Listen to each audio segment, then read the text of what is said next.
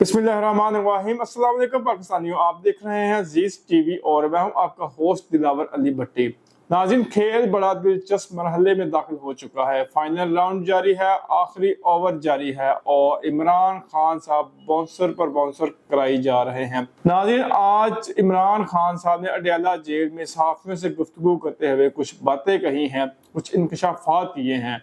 हम वो आपके सामने रखेंगे और कुछ चीजें जो उनके मुखालिफिन कहते हैं उनके बारे में, जो पहले कहते थे और जो अब कह रहे हैं, उसके बारे में भी आपको बताएंगे। वीडियो का एंड तक लाजमी देखिएगा, इंशाल्लाह आपको बड़ी ही इंफॉर्मेशन मिलेगी। तो आइए नाज़रीन शुरू करते हैं अपनी आज की वीडियो। इमरान खान का कहना था, कभी बातचीत से इनकार नहीं किया, लेकिन बात इनसे करेंगे जिनके पास फैसला करने की काबिलियत हो। महमूद खान अचकजई को बात करने का मैंडेट दिया है, अगर हम इनसे बात करेंगे तो मतलब हमने फ्रॉड इलेक्शन कबूल कर लिया। खान साहब का कहना था, कहते हैं बात करो, इनसे क्या बात करें, जिनको खौफ है कि इलेक्शन खुल गया तो इनकी सियासत खत्म हो जाएगी। जब भी मुज़ाकरात की बात होती है तो ये 9 मई का शोर मचाते हैं। 9 मई इनकी इंश्योरेंस पॉलिसी है। 9 मई खत्म हुआ तो इनकी हुकूमत और सियासत दोनों खत्म हो जाएंगे। जमहूरियत की बातें करने वाले बोर्ड के आगे लेट गए हैं। 9 मई की तहकीकात करनी है तो इसके लिए जुडिशल कमीशन बनाया जाए। नाज़रीन, इमरान खान ने एक बार फिर जुडिशल कमीशन बनाने का मुतालबा कर दिया। उनका कहना था, मुझे अगवा करने का जिसने हुक्म दिया और जिसने सीसीटीवी फुटेज गायब की, 9 मई का साजिशी किरदार असल में वही है। उनका कहना था, गिनीज बुक में 2 रिकॉर्ड दर्ज किए जाएंगे। एक ये कि इन्होंने वोट को इज्जत देते देते बूट को इज्जत दे दी।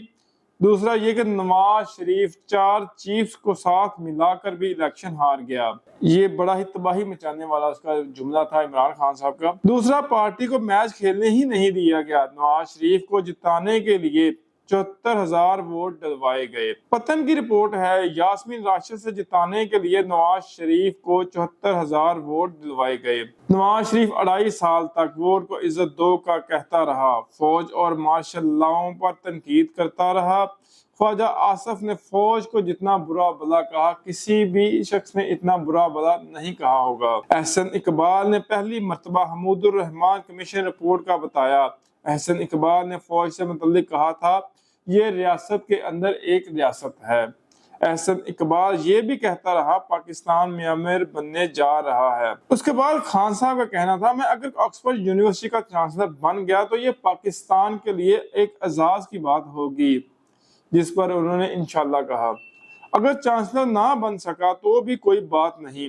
पाकिस्तान में क्रिकेट की तारीख में इस मुकाम तक कोई नहीं पहुंचा जहां मैं पहुंचा हूं। पाकिस्तान में सबसे बड़े फिलैंथरोपिस्ट यानी इंसान दोस्त मैं हूं। हमने 2 अस्पताल बनाए, 2 यूनिवर्सिटियां बनाई, 1 यूनिवर्सिटी बन रही है। हमारे 8 सितंबर के जलसे के 3 मकासद हैं। एंड पे उन्होंने जलसे के मकासद जो हैं वो बताए। पहला मकसद, चोरी किया हुआ मैंडेट पीटीआई को वापस किया जाए। दूसरा मकसद, कब्जा ग्रुप से मुल्क को हकीकी आज़ादी दिलाना है।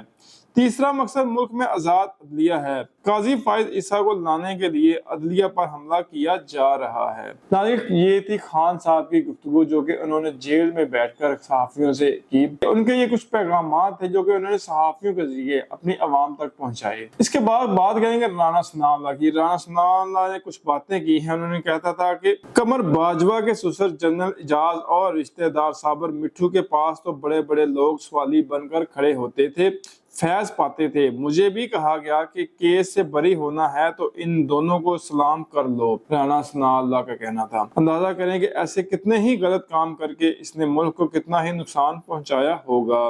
राना सनाउल्लाह का पहला बयान, चीफ जस्टिस काजी फाइज ईसा ने एक्सटेंशन ना लेने के बारे में हुकूमत को बता दिया है। हमारे पास चीफ जस्टिस की एक्सटेंशन और आईनी तरमीम के लिए नंबर्स भी पूरे नहीं हैं, राना सनाउल्लाह। उसके बाद उनका दूसरा बयान आता है, चीफ जस्टिस ने कहा, हाँ अगर सबकी उम्र की हद बढ़ा रहे हैं तो फिर ठीक है, यानी कि अगर उम्र की हद बढ़ा रहे हैं तो फिर मैं इसको कंटिन्यू करने के लिए तैयार हूँ। सीधे लफ्जों में वो इनसे मिन्नत तल्ला कर रहे हैं कि आप आईनी तरमीम करके जो है ना वो मुझे एक्सटेंशन दें, दूसरे तरीके से मैं बदनाम हो जाऊंगा। इस तरह मैं कहूँगा कि मुझे हुकूमत ने जो तरमीम करके तो ये एक्सटेंशन दी है, इसमें मेरा क्या कसूर है। یہ اصل میں وہ کہنا چاہ رہے ہیں۔ اور ناظرین آخر میں بات کریں گے جسٹس جہانگیری کیس کے بارے میں کہ ان کا جو کیس لگا ہوا ہے کہ ان کی جو ڈگری ہے وہ جعلی ہے، ان کی لاء کی ڈگری جو جعلی ہے، جس کا کل ایک سینڈیکیٹ کی میٹنگ بھی تھی جس میں یہ فیصلہ کیا جانا تھا کہ یہ ڈگری جو جعلی ہے یہ اصلی ہے، اور اس میں وہاں ایک جو ڈاکٹر ہیں پروفیسر ان کو اغوا کر لیا گیا کیونکہ وہ حق اور سچ کا ساتھ دے رہے تھے اور وہ ایگزیکٹ فیکٹس پر بات کر رہے تھے، تو ان کو کل اغوا کیا گیا اور اس کا ڈرامہ کیا گیا۔ تو کس طرح وہ بازیاب ہوئے وہ ساری سٹوری تو ہم نے آپ کو اپنے پچھلے ویلاگ میں بتا دی ہے۔ اب اس سینڈیکیٹ کا جو فیصلہ آیا ہے ہم آپ کو وہ سناتے ہیں۔ بمطابق حکم سینڈیکیٹ committee Karachi university justice Tariq Jahangiri کا کراچی یونیورسٹی میں بطور طالب علم سالانہ امتحان دینا اور پاس کرنا ثابت ہے، یعنی کہ جسٹس جہانگیری جو ہیں وہ اس یونیورسٹی کے طالب علم بھی تھے اور انہوں نے امتحان بھی دیے لاء کے نا۔ اس کے بعد ان کہنا تھا کہ طارق جہانگیری کی ڈگری جعلی نہیں ہے بلکہ درجہ ذیل وجوہات پر منسوخ قرار دی جاتی ہے۔ نمبر 1، طارق جہانگیری کی اسلامیہ لاء کالج میں بطور طالب علم 75% حاضریاں پوری نہ ہیں، ان کی جو حاضری تھی وہ 75% ہونی چاہیے تھی جو کہ نہیں ہے۔ نمبر 2، طارق جہانگیری کو کراچی یونیورسٹی کی جانب سے الاٹ شدہ رجسٹریشن نمبر درست نہ ہے۔ دوسری جو ان پہ آبجیکشن لگی ہے کہ جو ان کو نمبر الاٹ کیا گیا تھا جس کو رجسٹریشن نمبر کہتے ہیں وہ درست نہیں ہے، وہ غلط ہے۔ اس وجہ سے ان کی جو ڈگری ہے وہ فی الحال جو اس کو معطل کیا جاتا ہے، ان کو کینسل تصور کیا جاتا ہے۔ اب ڈگری کو ویریفائی کرنے کے لیے انہوں نے دوبارہ ان کو ایگزام دینے کا کہہ دیا ہے کہ آپ دوبارہ ایگزام دیں اور اپنی ڈگری جو ہے اس کو حاصل کریں۔ تو اب بات تو یہ ہے سوچنے کی کہ ناظرین اس میں غلطی کس کی ہے کہ جسٹس طارق جہانگیری کی اگر 75% اٹینڈنس بھی نہیں تھی اور ان کا رجسٹریشن نمبر بھی غلط تھا تو پھر انہوں نے پیپر کیسے دیے، ان کا ایگزام کیسے ہو گیا اور وہ پاس کیسے ہو گئے اس ٹائم؟ یہ غلطی جسٹس طارق جہانگیری کی ہے یا انتظامیہ کی ہے؟